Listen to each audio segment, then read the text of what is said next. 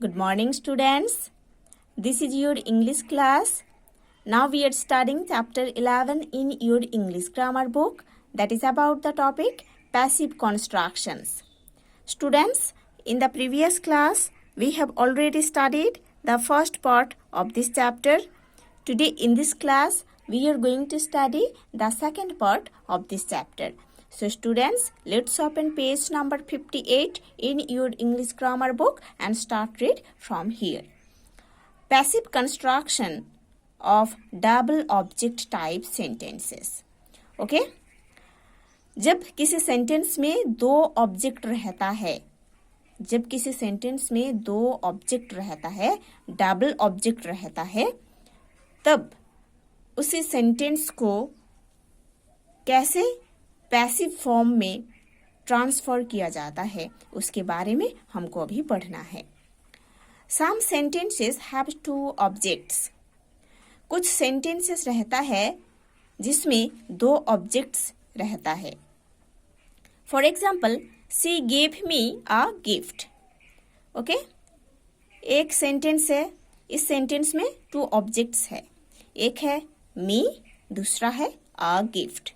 ठीक है, she gave me a gift. इस सेंटेंस में दो ऑब्जेक्ट्स है. एक ऑब्जेक्ट है मी, दूसरा ऑब्जेक्ट है अ गिफ्ट. ठीक है. आई टोल्ड हर अ स्टोरी. इस सेंटेंस में भी दो ऑब्जेक्ट है. ठीक है, हर एक ऑब्जेक्ट है, अ स्टोरी दूसरा ऑब्जेक्ट है. ठीक है. सो जो दोनों सेंटेंसेस हम पढ़े हैं, पहले सेंटेंस में हम देखे हैं देयर आर टू ऑब्जेक्ट्स, है ना. She gave me a gift. Me है इनडायरेक्ट ऑब्जेक्ट, अ गिफ्ट है डायरेक्ट ऑब्जेक्ट. सेकेंड सेंटेंस में I told her a story. Her है इनडायरेक्ट ऑब्जेक्ट, अ स्टोरी है डायरेक्ट ऑब्जेक्ट. ठीक है. An indirect object is the recipient of the direct object. Recipient means acceptor. ठीक है. So एक indirect object एक direct object का रिसिपिएंट है, एक्सेप्टर है. ठीक है. सेंटेंस में ये जो इनडायरेक्ट ऑब्जेक्ट दिया गया है, फर्स्ट सेंटेंस में मी, सेकंड सेंटेंस में हर, है ना. ये इनडायरेक्ट ऑब्जेक्ट्स डायरेक्ट ऑब्जेक्ट का एक्सेप्टर है या रिसिपिएंट है. ठीक है. Now see page number 59 in your English grammar book and start read from the top of the page. While changing a sentence into the passive, indirect object is often used as the subject. Okay? जब हम ऐसे sentences को passive करते हैं, passive form में transfer करते हैं, कैसे सेंटेंस को, जिस सेंटेंस में दो ऑब्जेक्ट्स रहता है. जब हम ऐसे सेंटेंसेस को पैसिव फॉर्म में ट्रांसफर करते हैं, तब कभी कभी इनडायरेक्ट ऑब्जेक्ट को भी हम एज अ सब्जेक्ट यूज करते हैं. ठीक है. इनडायरेक्ट ऑब्जेक्ट को हम एज अ सब्जेक्ट यूज करते हैं पैसिव फॉर्म में ट्रांसफर करने के टाइम. ठीक है. नाउ सी, पहले जो दो सेंटेंसेस हम पढ़े हैं, उस सेंटेंसेस का पैसिव फॉर्म इधर दिया गया है. इनडायरेक्ट ऑब्जेक्ट को इधर सब्जेक्ट बनाया गया है ना. देखो, पहला सेंटेंस था हमारा she gave me a gift. Me था इनडायरेक्ट ऑब्जेक्ट, है ना. सो मी सब्जेक्ट में ट्रांसफर होकर आई बना है. मी था इनडायरेक्ट ऑब्जेक्ट, इनडायरेक्ट ऑब्जेक्ट को पैसिव फॉर्म करने के टाइम सब्जेक्ट बनाया गया है जो कि आई. ठीक है. उसके बाद वॉज जो कि बी वर्ब है, देन गिवन जो कि V3 है, आ गिफ्ट ये है डायरेक्ट ऑब्जेक्ट बाय हर. ठीक है. So according to the rule of passive the sentence is written. Next sentence था I told her a story. I told her a story. इस sentence में हर था इनडायरेक्ट ऑब्जेक्ट. पैसिव बनाने के time indirect object हर को subject बनाया गया है जो कि सी. Then was है be verb, told है V3, a story, direct object by me. Okay? If direct object is to be used as the subject, to is used before the indirect object. ठीक है, जब एक डायरेक्ट ऑब्जेक्ट को subject बनाया जाता है passive बनाने के टाइम, तब इनडायरेक्ट ऑब्जेक्ट के पहले टू यूज होता है. ठीक है, अगेन आई एम टेलिंग, जब डायरेक्ट ऑब्जेक्ट को सब्जेक्ट बनाया जाता है पैसिव फॉर्म में, है ना, सेंटेंस को पैसिव फॉर्म में ट्रांसफर करने के लिए जब डायरेक्ट ऑब्जेक्ट को सब्जेक्ट बनाया जाता है, तब इनडायरेक्ट ऑब्जेक्ट के पहले हमेशा टू यूज होता है. ठीक है, नाउ सी, इधर ये दोनों सेंटेंसेस में डायरेक्ट ऑब्जेक्ट को पैसिव फॉर्म बनाया गया है. द फर्स्ट सेंटेंस था she give me a gift.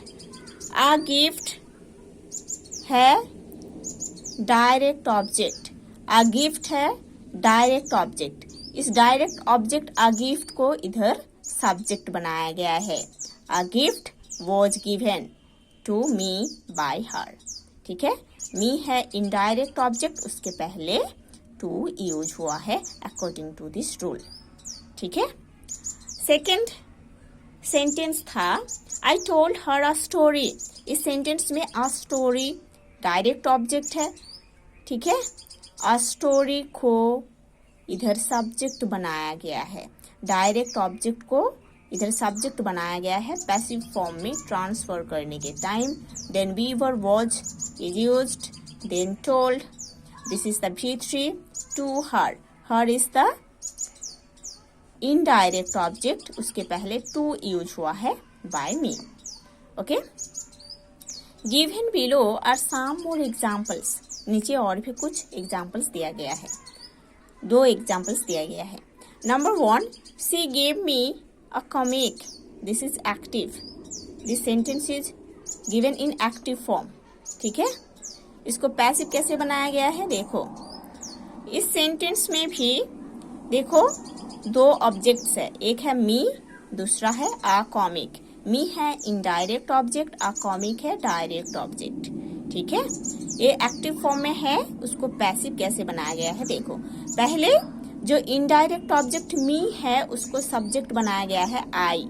ठीक है, मी इनडायरेक्ट ऑब्जेक्ट है इस सेंटेंस में, और इस इनडायरेक्ट ऑब्जेक्ट मी को पैसिव करने के टाइम सब्जेक्ट बनाया गया है, वो आई है.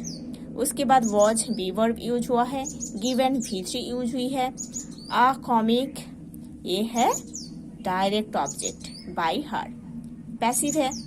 देखो, देन जो डायरेक्ट ऑब्जेक्ट है अ कॉमिक, उसको सब्जेक्ट बनाया गया है. A comic was given to me. Me है इनडायरेक्ट ऑब्जेक्ट, इसीलिए उसके पहले टू यूज हुई है बाय हर. ठीक है, a comic direct object subject बना है. वॉज है बी वर्ब, गिवन है V3 टू मी. मी है इनडायरेक्ट ऑब्जेक्ट, उसके पहले टू यूज हुआ है bye her. Number 2 example, you have sent him an email. This sentence is given in active.